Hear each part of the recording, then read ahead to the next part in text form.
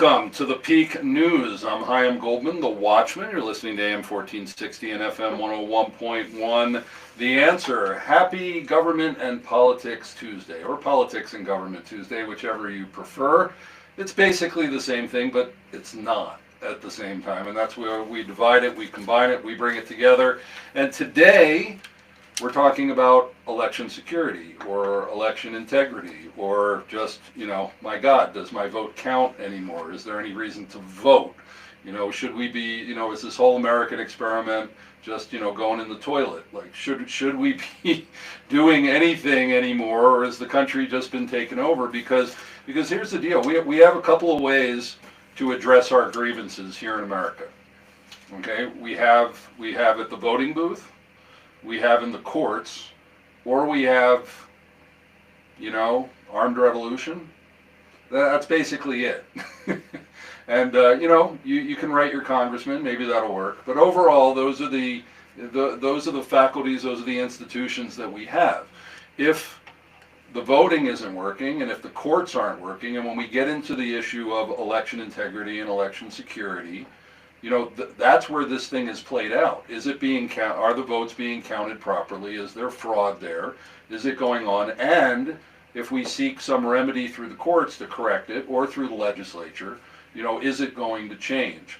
And I think that all of us have, there might be a lot of hyperbole, there might be a lot of exaggeration, but I think we all know that it's broken, that it's not exactly right. And this is coming from someone who does a voter guide. I put out church voter guides every year. I have for the past 4 years. And so I'm not a person who's quitting, even though, I say this a lot. I say, because people say, I'm not even voting, it's not worth it, or whatever. And I say, look, I put out a voter guide and I think there's fraud. I think there's cheating. I think there's problems. But we need to stay in the fight. And in order to stay in the fight, you need good information.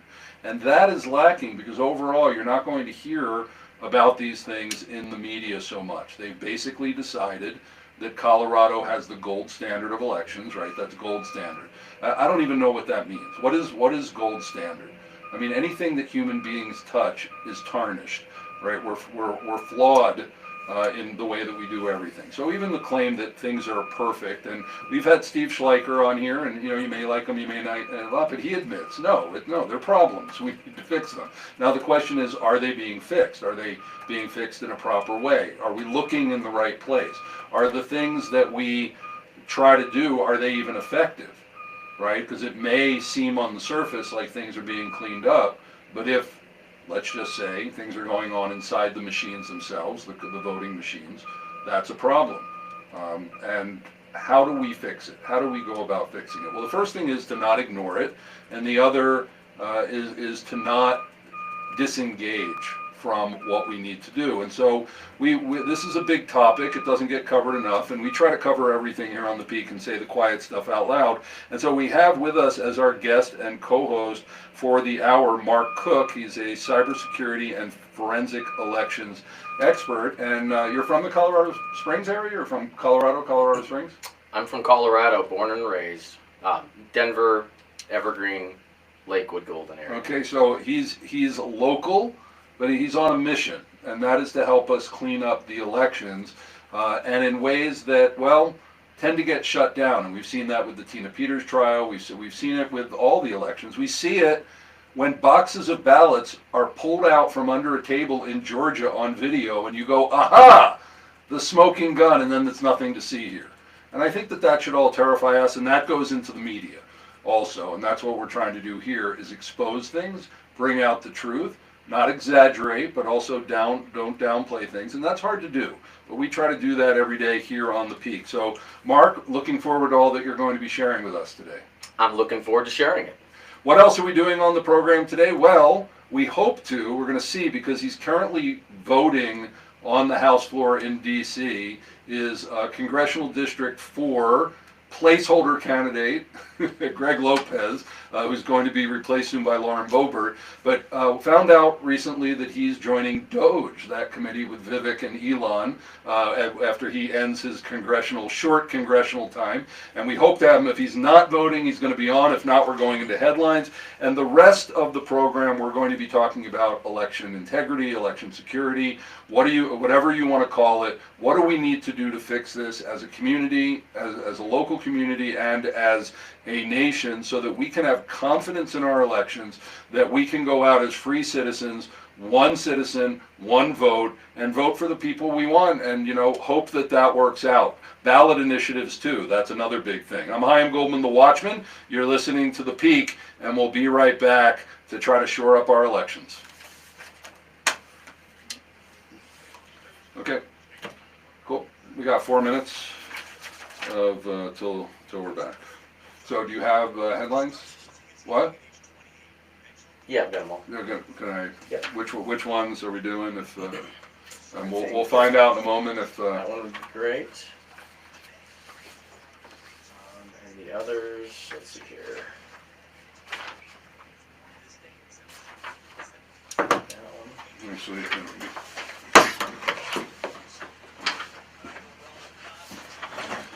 he's so tight on time. I gotta be late.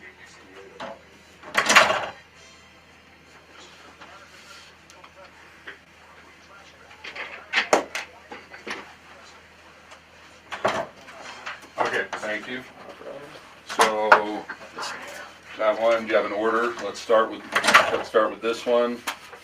Dave Williams and Here's the other. okay, the Those discard are pile. the three. Okay.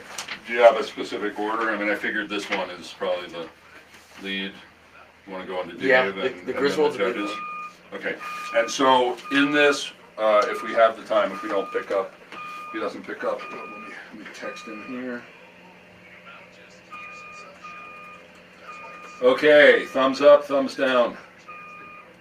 Question mark.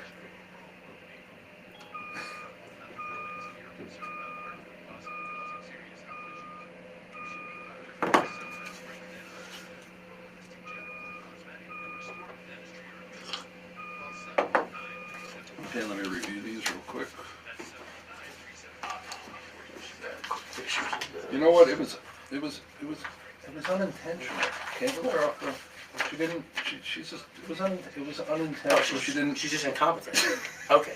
Well, she's incompetent. Oh gosh. Right. Tina I Peters. mean, what do you is also want? unintentional. Right. So. Right. So if we do this, you'll be bringing that in of the I will. disparity between how she's to. being treated and Absolutely. Tina Peters. Okay. Yeah. What was there something you? No, I was going to check that, Okay. that last article. Okay. Colorado, not serve as temporary. Okay.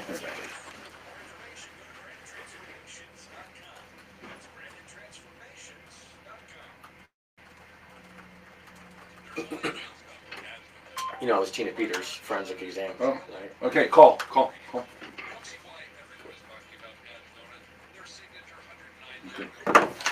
Beautiful. By doing the voter guide, I know everybody who gets elected. So when I can get them on my show, they already know me. It's worked out well. Awesome.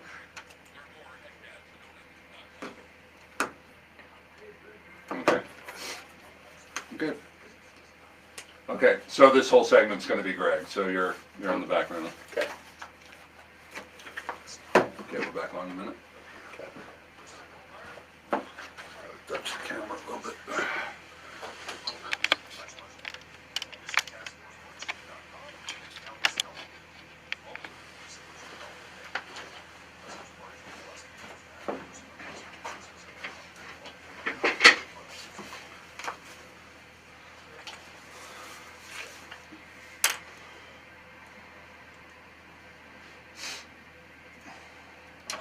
Okay. He's got like a minute and a half. Do you just want to like go straight to him? Huh? Okay, not him. He's paying no attention. Huh? This is crazy. Yeah. I thought he's Do like you want me a to throw trance. I've something never at him? seen it like this before. Actually, it's kind of funny. He's got like a minute and a half. So, dude, I'm just gonna click go.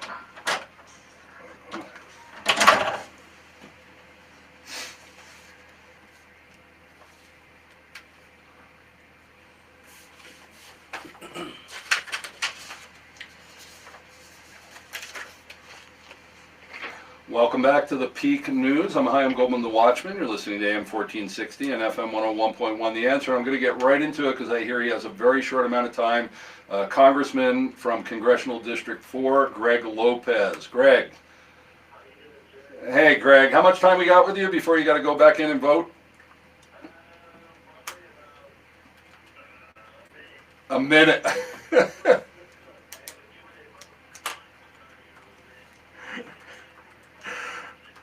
Okay. Okay. So I'll introduce you real quick. Greg is the candidate who ran replacing Ken Buck. Lauren Boebert is soon to take over his position there. Greg, I was hoping you had time to fill us in on what you've been doing, but the main reason I reached out to you is I heard that after your time officially as a congressman is over, that you're going to be joining Ilan and Vivek in the Doge committee. Can you tell us about that?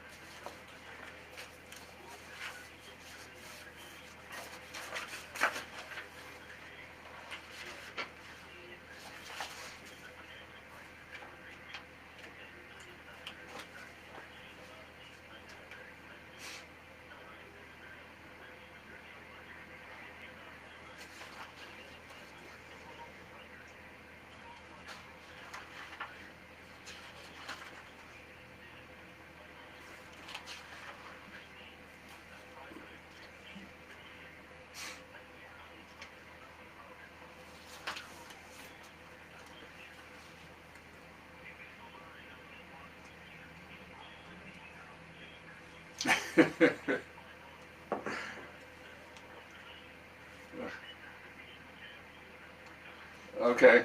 Okay. Do you push a button for this?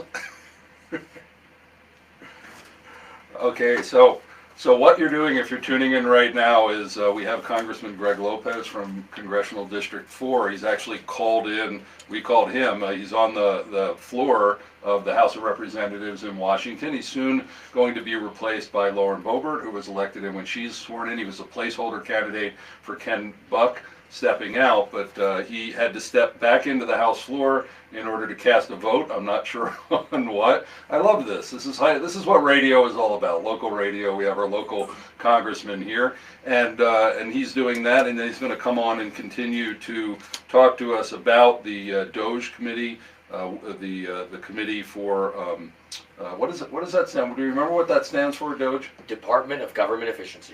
There it is, Department of Government Efficiency. That's Mark Cook, who we'll be spending the rest of the hour with, talking about election integrity, election security.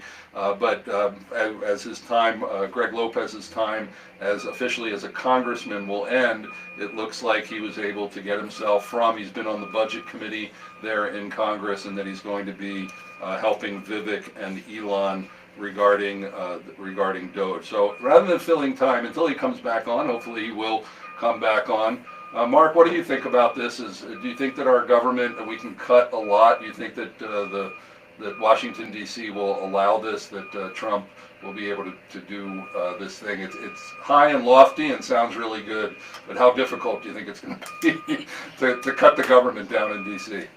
Well, I don't think they want it cut down. At least the government doesn't want to cut themselves down. But we all know that it's completely bloated, and it's wasting a lot of our money. It's wasting a lot of our resources. And it's going to be cut down. We're going to do it all together with the help of the Doge crew and the rest of the citizens. We all have to provide that same pressure from the bottom up in order to get this whole thing cleaned up, because this whole thing has taken over our lives, and that's not what our country was designed for. Hey, Greg, are you back on? Okay, so continue, please. How'd you vote? What'd you vote for?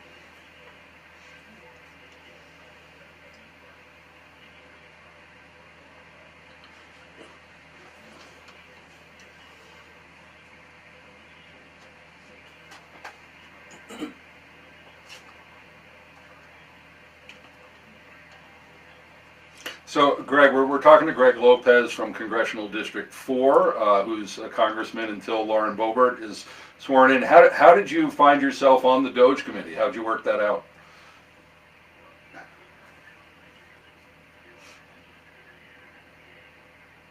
Here in Colorado, yeah.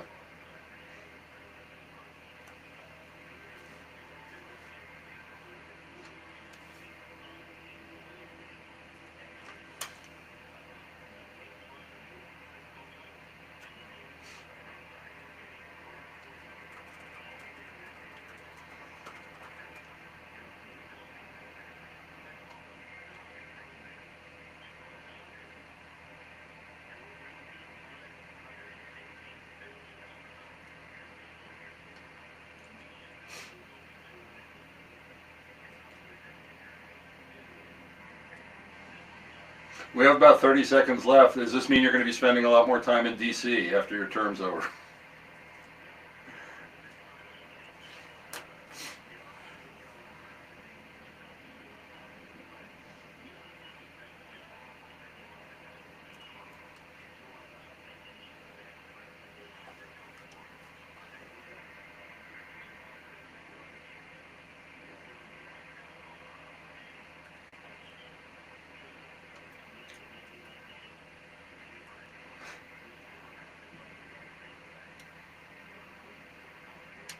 And we just got about 10 seconds. 10 seconds.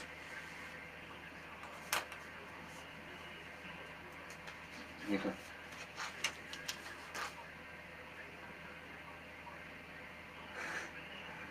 Hey, you're listening to Greg Lopez, Congressional District 4. He's going to go back into the House and keep voting. Thanks a lot, Greg.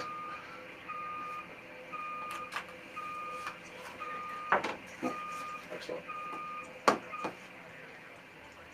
He's a good guy. Yes. I've met him, I think, at least once, if not a couple times now.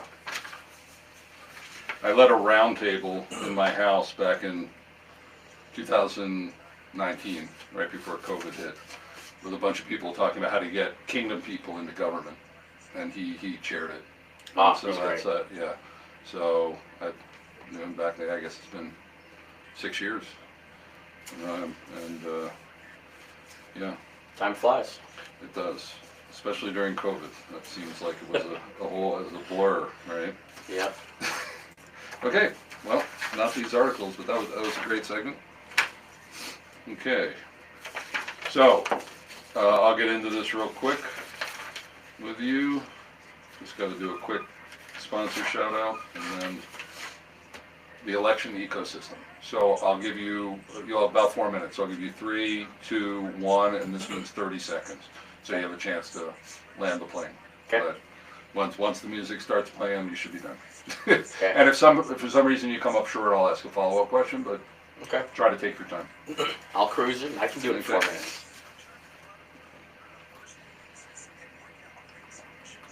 Okay, so we still have about 2 minutes.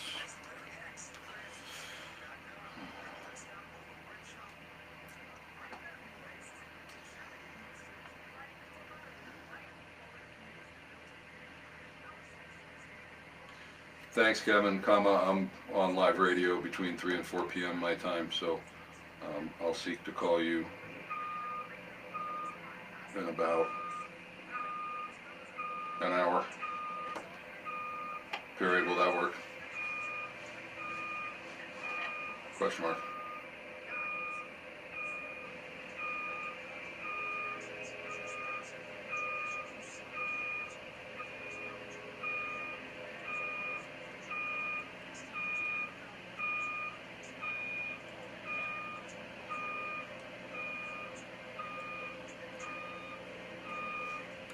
It's really loud. That's gonna get on the mic.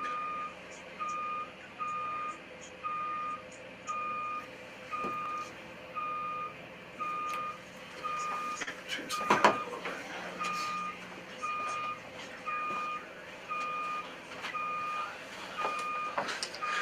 That was really cool, right? He goes and votes in the middle of the interview. Oh yeah. That's pretty. Live on the floor. That was great. Yeah, I mean, I think he muted. I think they just push buttons now, and there's no actual raising of hands or. And that's a danger. Right. Yeah, we can bring that up as an example. Well,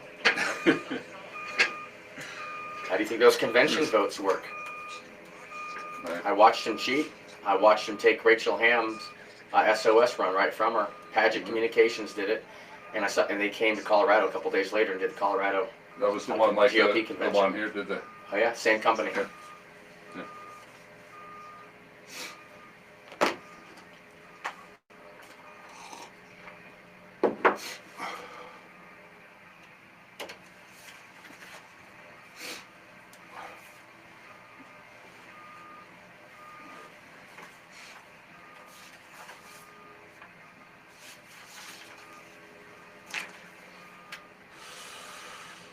Welcome back to the Peak News. I'm Chaim Goldman, the Watchman, and no, we're not here to lie to you. That's what the mainstream media does. We're here to be local media, and you know, how can I lie to you? I see you in the supermarket, right? Like we that's the thing about doing news at the hyper local level.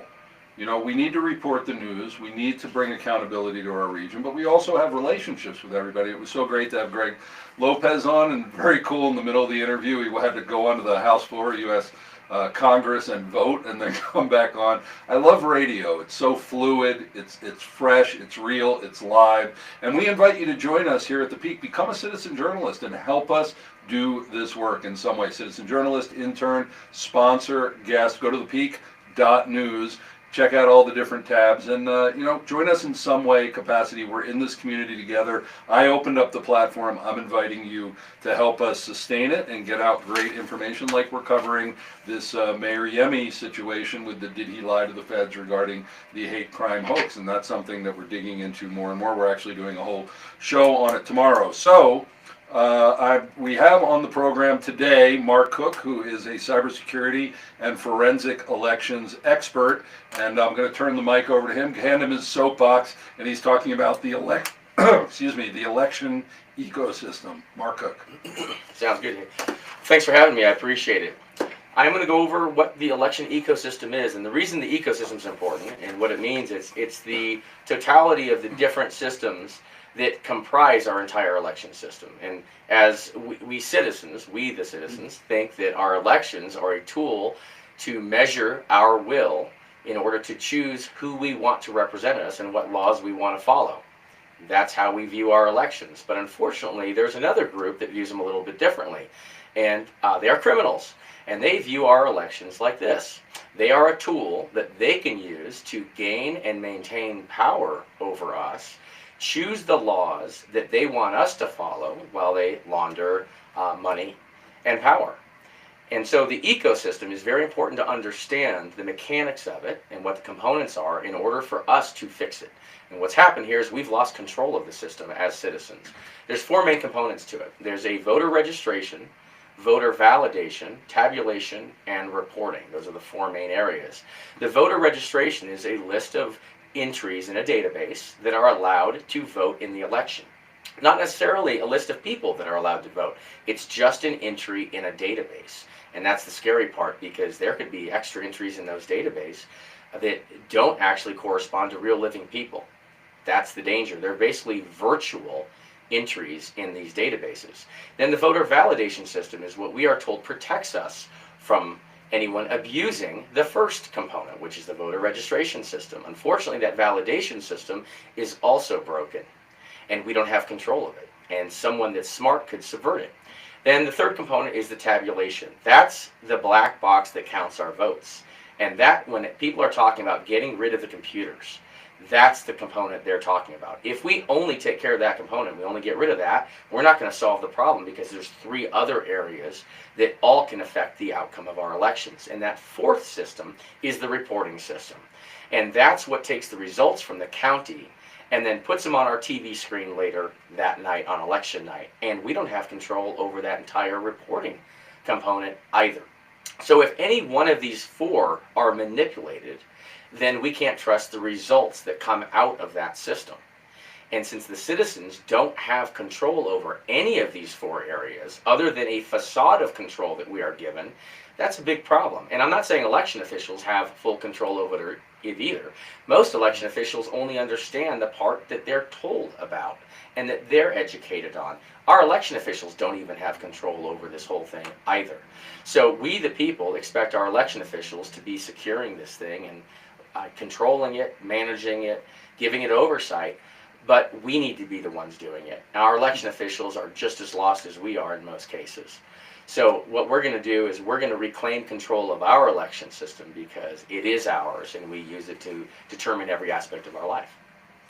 You've been listening to Mark Cook, cybersecurity and forensic elections expert. What do you think? Do you feel that we can take this back? Do you feel that we, the people, actually are in control, or has this country been so taken over by how Mark refers to criminals who just are using it as another way for money and power?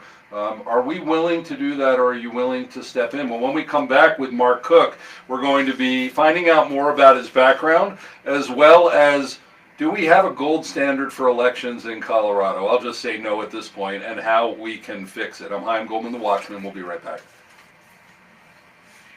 Cool. Good piece. Okay, so we're on page 4. This is just a 2-minute break. It's really quick. Cool. So again, this is a 12-minute segment total, so you have about 2 to 3 minutes per. And I'll start, eking out the budget as we go. But feel your way through that, and let's get through these 4 questions as well as we can. Okay. Cool. So you don't promote Hand Count Roadshow as like an organization? You just as the website, or It's like not to say an organization. you're not from Hand Count Roadshow? I'm the founder of Hand Count Okay. Roadshow, but it's not an official organization. It's Okay, but can I call you that? absolutely. Founder of handcountroadshow.org, again, or the Hand Count Roadshow. It traveled the country. Yeah. So definitely give your, when you're giving your background, talk about all the different, places you've been in, like have you spoken to Mike Lindell stuff and things like that, or Sure. have you been brought in? So do those kind of things that, the audience is going to think what it is. Either you're very serious or you're nuts, but either way, it's okay. You're you. But but just so that we establish that, because I think there's a lot of people, especially around here, there's a lot of people in cybersecurity, so, the difference between cybersecurity and being able to actually figure out what's going on in the elections. Because some people say they're cybersecurity, it means, what does it mean? Absolutely. So I may do that a little bit, and that might be like a 1A, is sort of define cybersecurity, or if you want to do it as part of your, sort of, what does it mean that you're a cybersecurity and forensic elections expert? Like, what does that mean? So. Okay. Okay. Yeah. If you don't, I'll do a follow-up on that. All right. Okay, we're back in 10.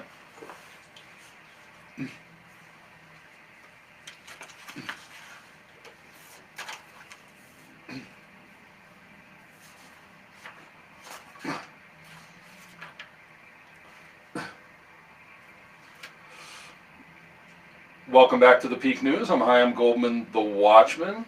Here on the Peak, we say the quiet stuff out loud, and we're doing it today regarding election integrity, election security. But before we get back into that, I want to give a shout out because our sponsors are what make all of this possible. So when you hear the commercials, I want you to say, I'm going to patronize these businesses. You can go on our website. We have hot links to their website. And I want to give a shout out today to Dad's Donuts. Where there's only the good stuff at Dad's Donuts. Say goodbye to artificial additives and say hello to real simple ingredients located in downtown Colorado Springs. Just Google that, Dad's Donuts, and check it out. It's really cool. It's like a donut and a croissant together. It's a really, really cool thing. Not your normal donut. And thank you to Dad's Donuts for helping put on the Peak. Well, we have Government and Politics Tuesday today, and we're tackling election integrity, election security with cybersecurity and forensic elections expert Mark Cook. Mark, thanks again for being here on the Peak. Before we move into the topic at hand, let's learn about your background. How did you get started in election security? Well, I started programming when I was about 10 years old in a company I started in when I was 13, I believe, and born and raised in Colorado.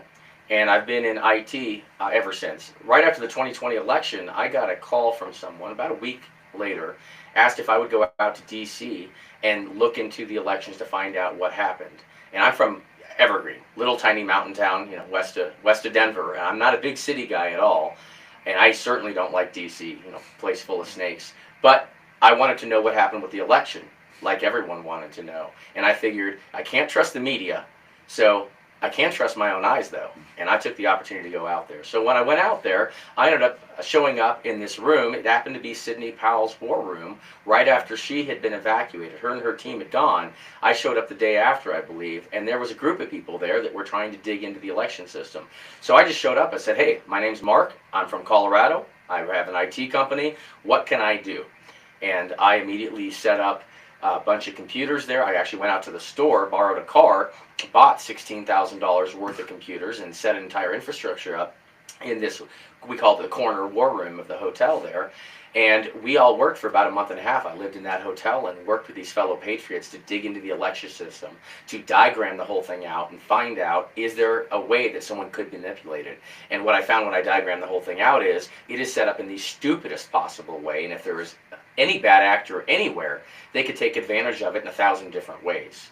Did you know how bad this was when you started, or was it like blowing your mind all the time what you were finding out? I was curious. I didn't know how bad it was, but when I went to vote in Colorado, I went and voted on one of those Android tablets. It was a ballot marking device. So you vote on the touch screen, and then a little printer prints out a ballot. And I looked at that and thought, well, gosh, I hope this thing's secure, because I saw open USB ports, and I thought, well, as a cybersecurity guy, someone could really manipulate this thing. And then I saw, being checked in, you're checked in on a laptop, which these laptops, a lot of them have wireless in them. And I'm thinking, gosh, I sort of hope that people are securing these systems, but I didn't know.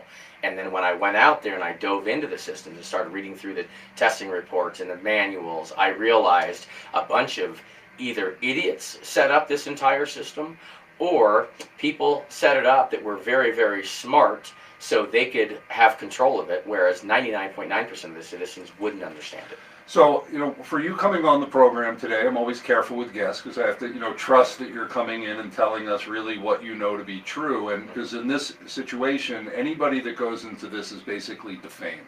They're told, no, there's nothing to see here. No, we have gold standards. No, everything, all the boxes have been checked. But, I want you just, as a citizen, taking us back to that time where you were learning about these things in a way for the first time and being around all those other people, that must have been a great experience too as you were trying to figure stuff out. What were the things that you can bring to us that say this is really the heart of the problem? Like this is the problem. All the other stuff that people talk about, maybe cameras on the on the voting boxes, on the ballot boxes and things like that, and all the things that are thrown out to show that we have election security. What's the thing that really worries you, the reality of what has to be changed?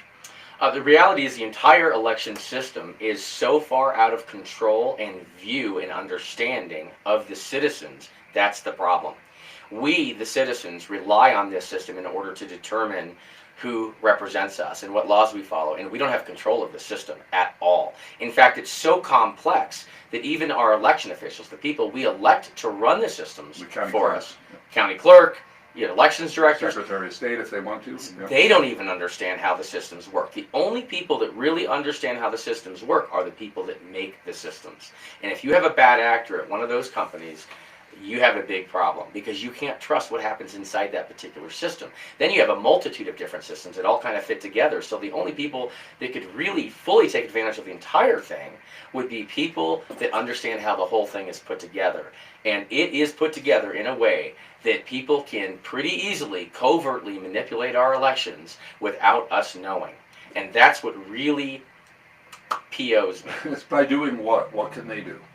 They can manipulate votes and manipulate voters in a way, create an illusion. So it's something that makes the results look very believable to us. And they're able to manipulate results based on how they've got the system set up in a way that stays below the radar. So we can't detect it, and our own election officials can't detect it. The new way that they're able to manipulate this, because of the way they've built it recently, is a way that they can shift things before they even get to the county.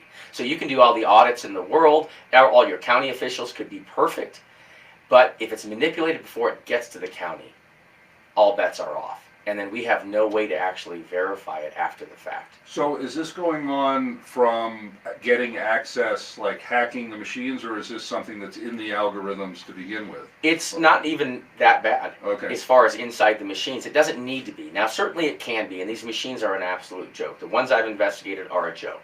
Even if they're not hooked up to the internet, even if they're isolated? That is, so that, the whole hooked up to the internet thing, the reason they focus so much on that is to distract the public.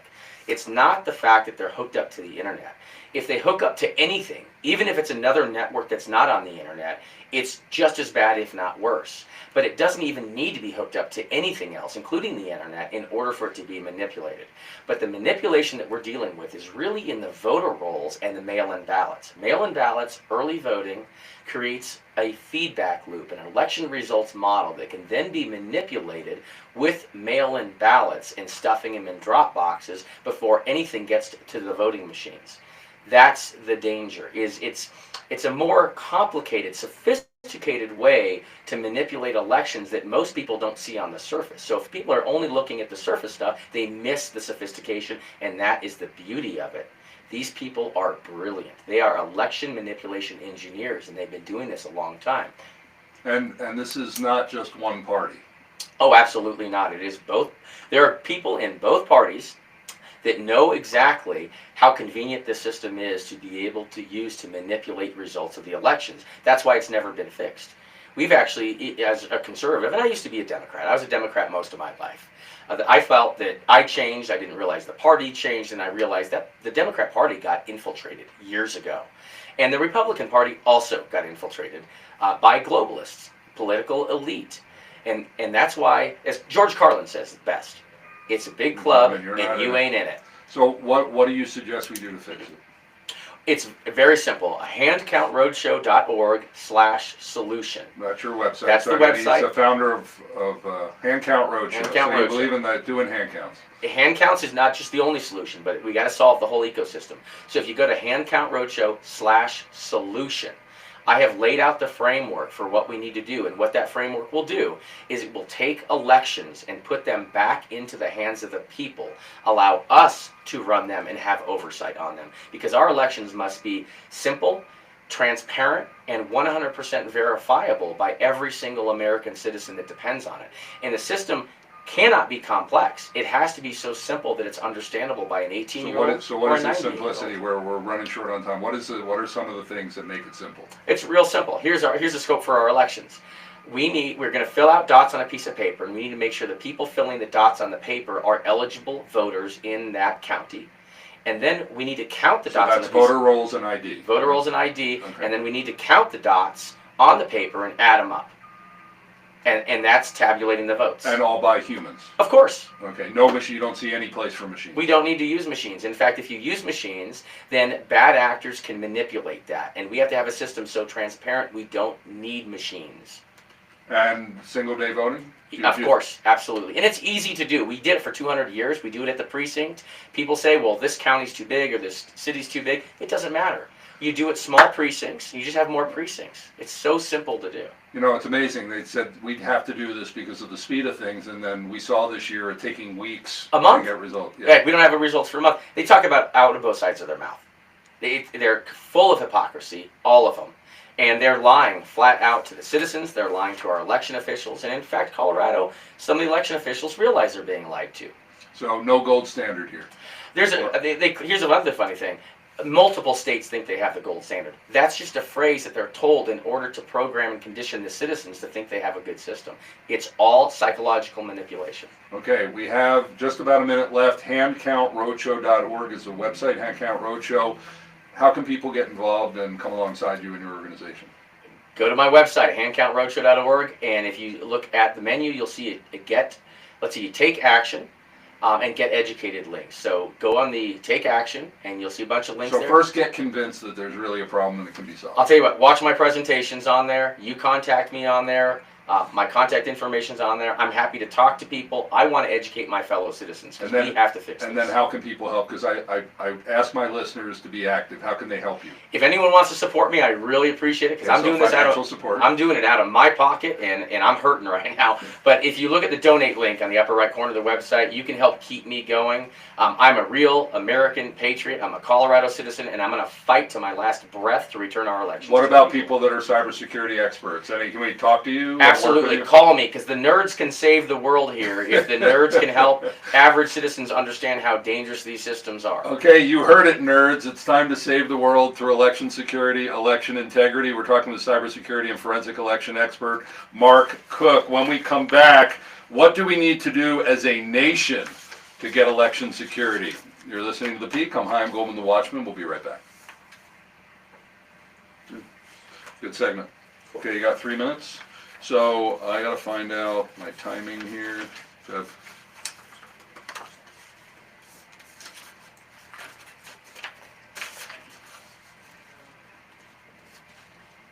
4:50, and again the topic.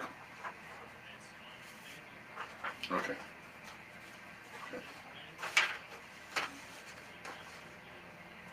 Okay. Okay, and it's tight. Okay. Cool. Thank you, James.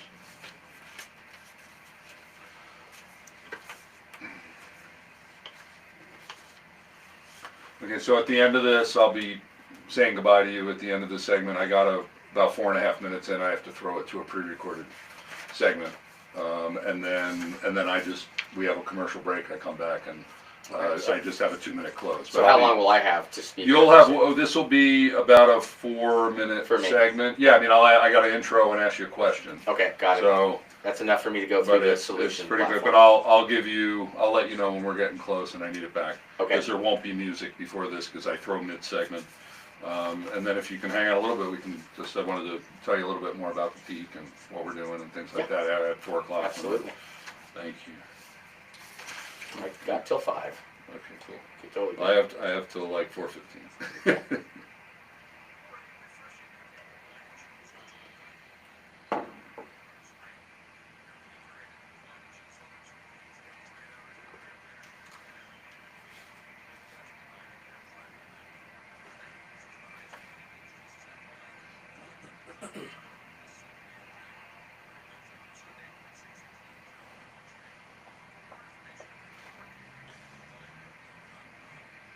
We're back in about a minute.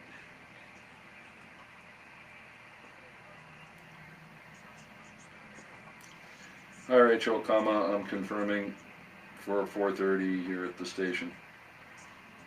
Period. Thanks. Exclamation point.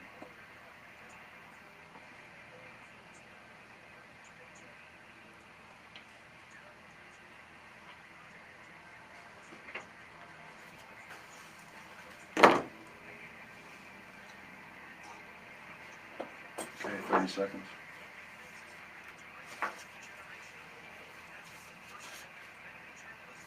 So is this more to do with laws? I mean, things that go on the national level, or? I'm going to go into the concepts that the laws need to be based on. Okay. So this is from a national standpoint. From a national standpoint, and it'll work down here too. Okay. It's every county, every state can or do even this. from our state legislatures and they all need to be working on it. Yeah. Okay. Yeah, I need to get legislators on. I need to educate the legislators. Okay.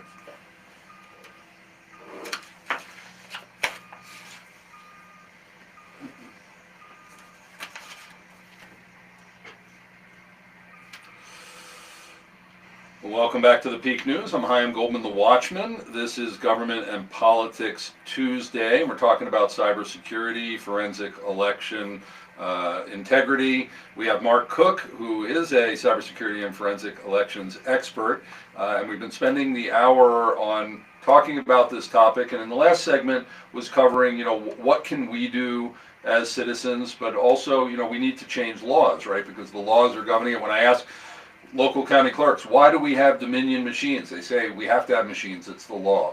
So Mark, what can be done on the national level or from the state house level here in Colorado to help fix this? And and it's not, well, it is overall, it's about making the election secure, but it's really about bringing the integrity and confidence back to the American people that we're voting for something real. It's twofold. So what happens when you reduce the amount of attack vectors on our election system, that will secure it. And when we secure it, then we'll gain trust in it.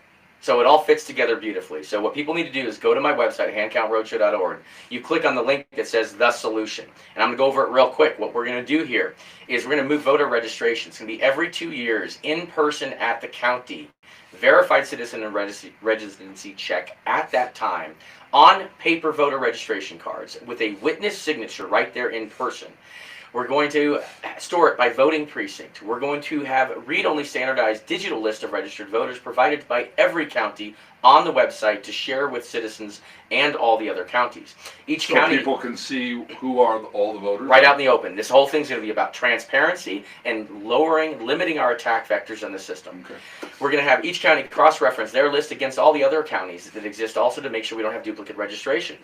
For absentee ballots, it's going to be limited to an as-needed basis only. Proof must be provided and accepted before someone gets a mail ballot or an absentee ballot.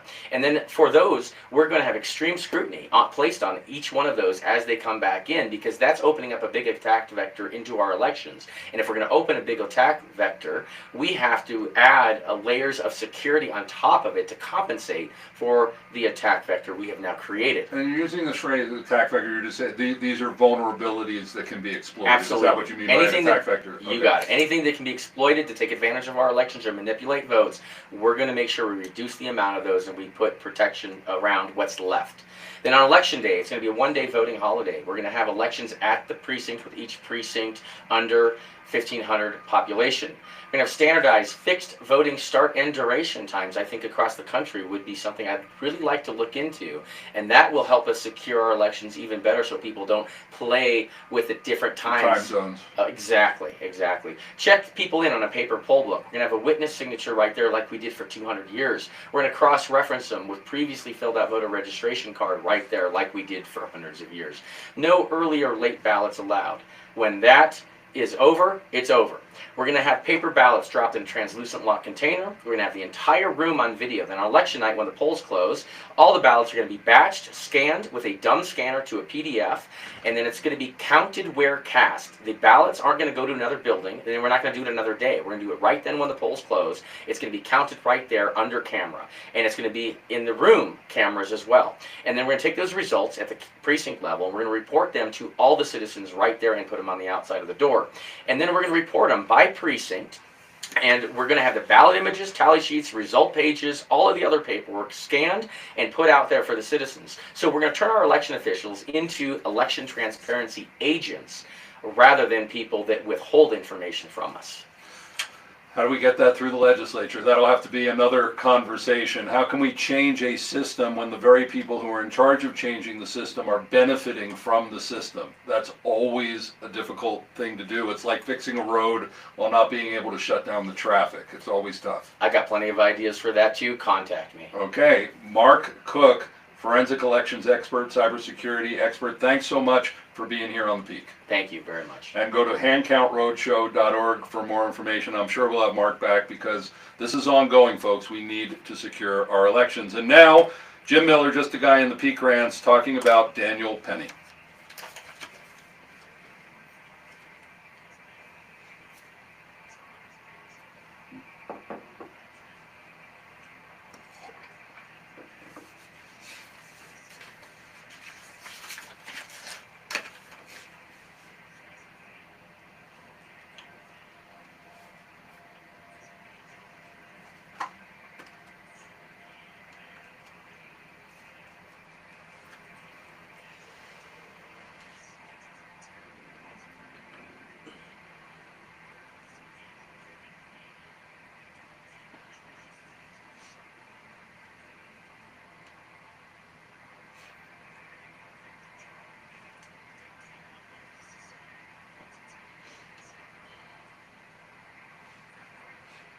Good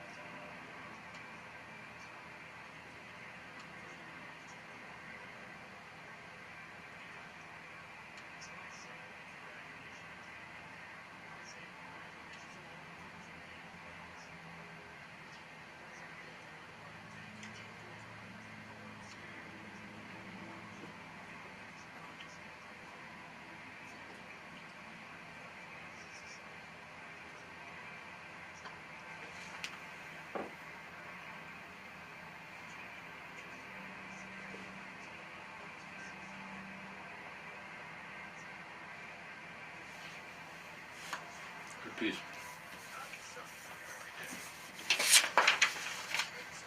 Do you know Jim? Do you know Jim? No. He was here earlier. He ran for mayor in the field of 12 here against Yemi and others. And he came in last in the end, but he would get up. He's like, I'm just a guy. I don't know a lot of things, but I was like, this guy, I gotta get him on the radio. This guy is radio gold. So we finished our show with a rant with something local from the community. Something we let him go. Cool. Overall, what our program is about is encouraging people to talk also. Yeah. You know, if we can talk about it, they can talk about it. They can bring it up at home. The whole cancel culture thing got people so silent and scared to say anything that I figure if I can say stuff, we can say stuff on the radio, credible, like we shouldn't, I'm not trying to destroy anybody, you know, we're not sensationalizing, but if it's, you know, we say the quiet stuff out loud. If it needs to be said, it needs to be said. Yep. And then encouraging people, well, if they did it, maybe I can do it. I can bring something up at work and everything, and we can all get our voice back. Yeah. So that's, you know, that's our goal. Evil prevails when good men do nothing. Yeah. So all we have to do is just do something. We And all then, do something. and then inviting other people, our guests on, people to be reporters, you know, any of that. Our vision is to have a sizable news organization based primarily on volunteers covering everything.